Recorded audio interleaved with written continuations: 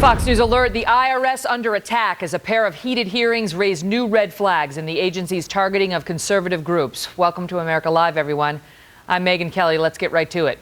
The Inspector General who led this investigation, it was just an audit, I should say, into the IRS, now calling what he found unprecedented, saying the closest comparison would be the targeting of political enemies by the Nixon administration. The key questions now, who ordered it? Who ordered it? Why don't we know that yet? Why did they do it? And how high up does it go?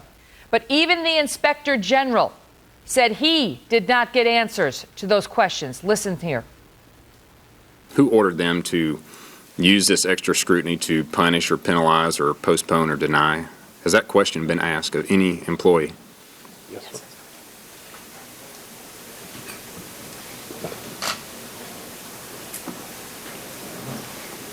Yeah, during our audit, Congressman, we did pose that question, and no one would acknowledge who, if anyone, provided that direction. So no one would acknowledge who gave the directive to do this?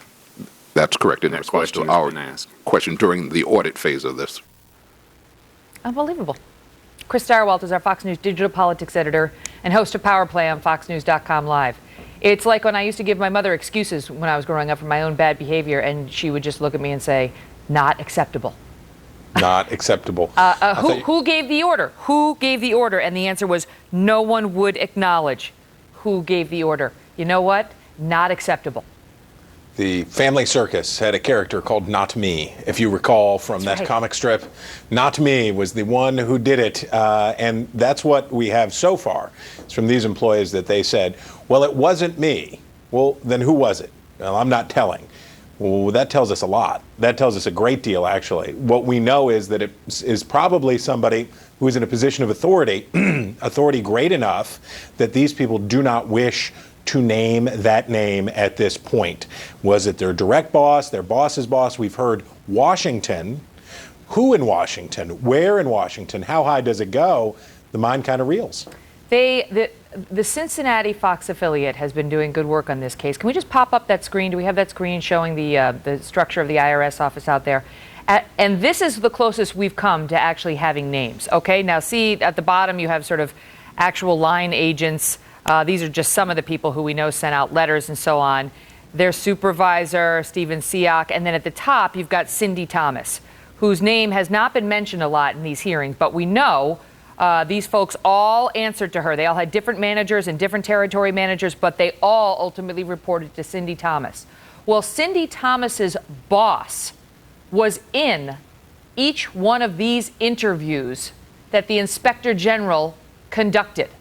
Mm-hmm. And what the lawmakers raised the point with the Inspector General, gee, you think that might have been a little chilling for the line employees, for you to be asking who ordered you to do this? I mean, when you've got your boss's boss sitting there, maybe they didn't want to answer, Chris.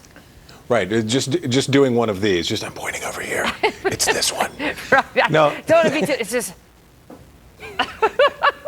The truth is here, we know that the danger for this administration, the danger for President Obama, the danger for his team lies in the moment that this starts to flow back up the organizational chart, as it goes back up the chart that you're talking about, because the effort to this point for a month has been to shove everything down to that lowest rung and say they're rogue agents, these peons, they don't know what they're doing, they were wrong-headed and mistaken. Now as these people start to push back up, they hold the key. They have the name, and they're not going to give the name until two things have occurred. One thing that will cause them to give the name is that they're not afraid of whomever it is that gave the order, that person has been taken out of office, put on leave, has been isolated in some way. And number two, until they're sure it's worth something, until they can tell an investigator, look, I'll tell you who it is, but you got to give me immunity, or you got to give me something, or I'm not going to spill. Right, I'm not going to be the fall guy and go down while I give you names. I want to extract myself from the process.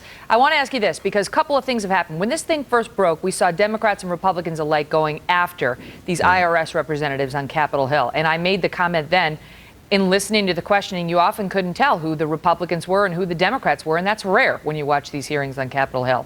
Now, in the past week or so, we've learned a couple of things. We learned that Douglas Shulman, who was the IRS commissioner during the time in question, a Bush appointee, but nonetheless visited this White House 157 times, according to some reports, during his tenure. His predecessor visited 1 time.